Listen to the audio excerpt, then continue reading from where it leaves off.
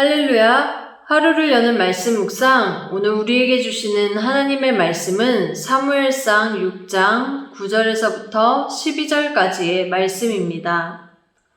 블레셋이 이스라엘에게서 승리를 하고 가져온 하나님의 언약궤는 블레셋 땅으로 들어올 때까지만 해도 전리품과 같았습니다.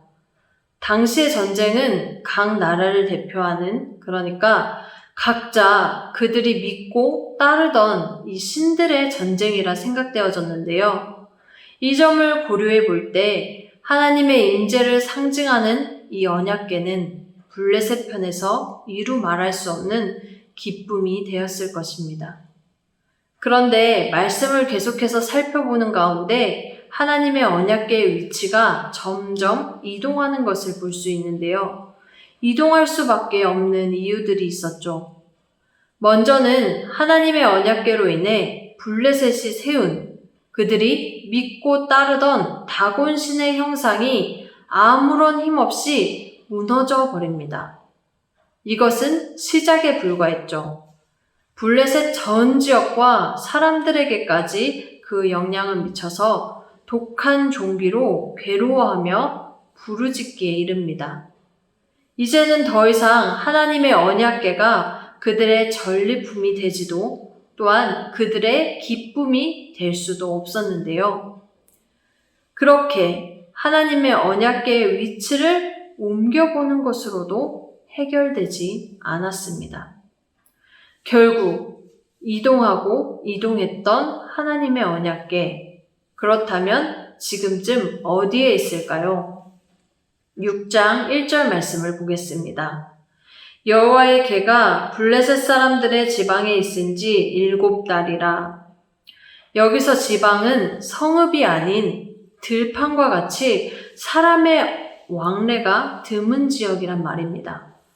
무려 7달을 하나님의 언약궤가 들판과도 같은 그곳에 방치되어 있었다라는 말이 되는데요. 이것은 결코 블레셋이 이제 하나님의 언약궤를 감당할 수 없는 지경에 놓이고 만 것을 보여주는 대목이기도 합니다. 이렇듯 하나님이 어디에 계시든 하나님은 오늘도 그분의 주권으로 그분의 일을 하고 계십니다. 이제 블레셋에게 남은 선택은 하나이죠.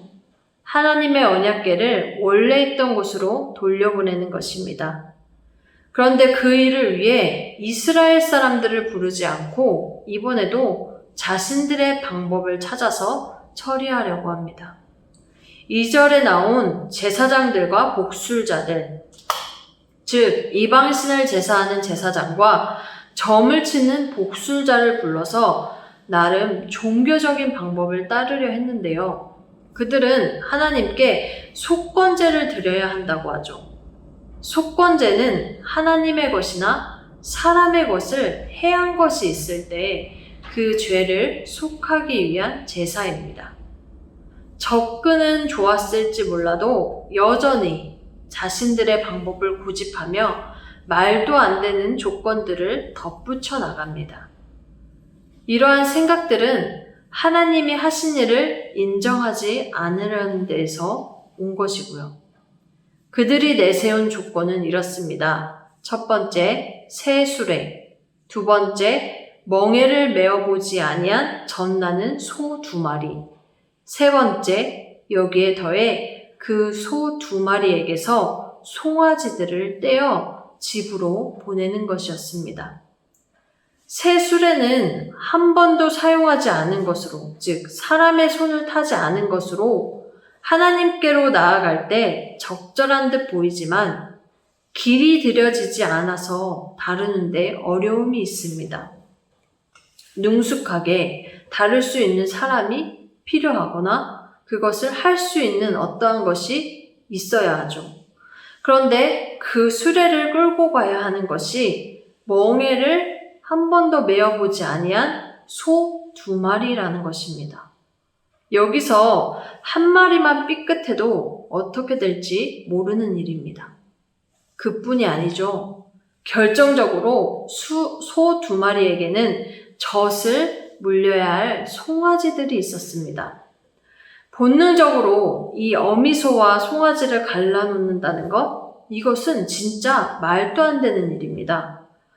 어미소를 찾는 송아지의 울음에 어미소는 곧바로 반응할 것이기 때문이죠. 한 치 앞도 모릅니다. 불가능이라고 보아도 괜찮습니다. 그런데 이러한 말도 안 되는 조건들을 내걸면서 그들은 9절에서 이렇게 말합니다.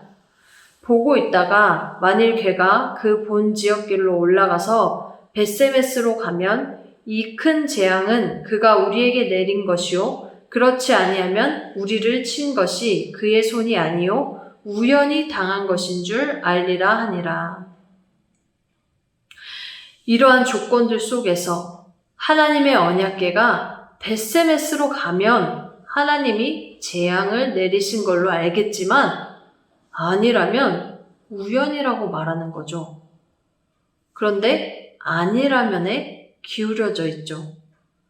과연 그들이 조금의 가능성이라도 열어두고 이 일을 진행했을 것일까요? 그들은 자신들에게 임한 재앙이 하나님께로부터 왔다는 것을 인정하고 싶지 않았던 모양입니다. 그런데 어떤 일이 일어나나요? 12절 말씀입니다. 암소가 벳세메스 길로 바로 행하여 대로로 가며 갈대에 울고 좌우로 치우치지 아니하였고 블레셋 방백들은 벳세메스 경계선까지 따라가니라. 두 마리의 소는 곧장 벳세메스로 향하여 그들에게 주어진 모든 이 말도 안 되는 조건이 무색할 정도로 쉼없이 앞으로 걸어갔습니다. 좌우로 치우치지 아니하였다.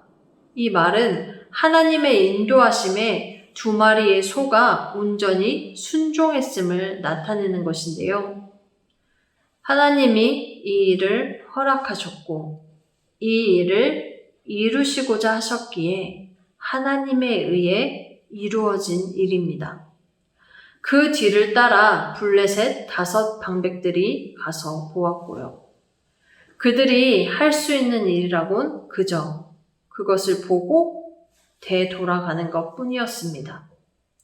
이처럼 블레셋 사람들의 고집과 자신들의 방법대로 그리고 수없는 의심, 이것은 더욱 하나님께서 일하고 계심을 드러낼 뿐이었습니다. 이스라엘 사람들에 의해서도 블레셋 사람들에 의해서도 아니었고 하나님께서 친히 이런 상황과 조건도 사용하셔서 이스라엘 땅으로 돌아오셨습니다.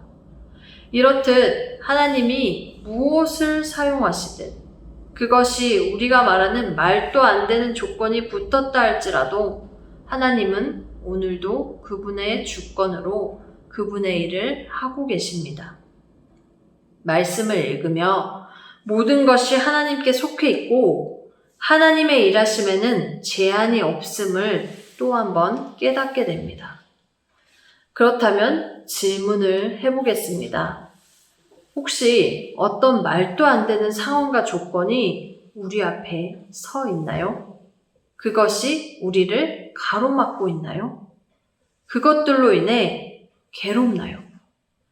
길들여지지 않은 새 수레를 끌어야 하는 고통, 두려움, 한 번도 메어보지 못한 멍에의 무거움, 집에 두고 온 송아지들에 대한 염려, 걱정. 이 모든 것들마저 하나님께서 책임져 주시고 하나님의 인도하심으로 나아가게 하십니다. 눈을 들어 하나님의 일하심을 보십시오. 우리가 날마다 하나님과 함께하며 그분의 뜻 안에서 좌우로 치우치지 않고 묵묵히 제 길을 걸어가길 축복합니다. 다시 한번 그 길이 하나님이 그분의 주권으로 그분의 뜻을 이루어 가시는 그 길이길 소망합니다. 오늘도 그 길을 힘차게 걸읍시다.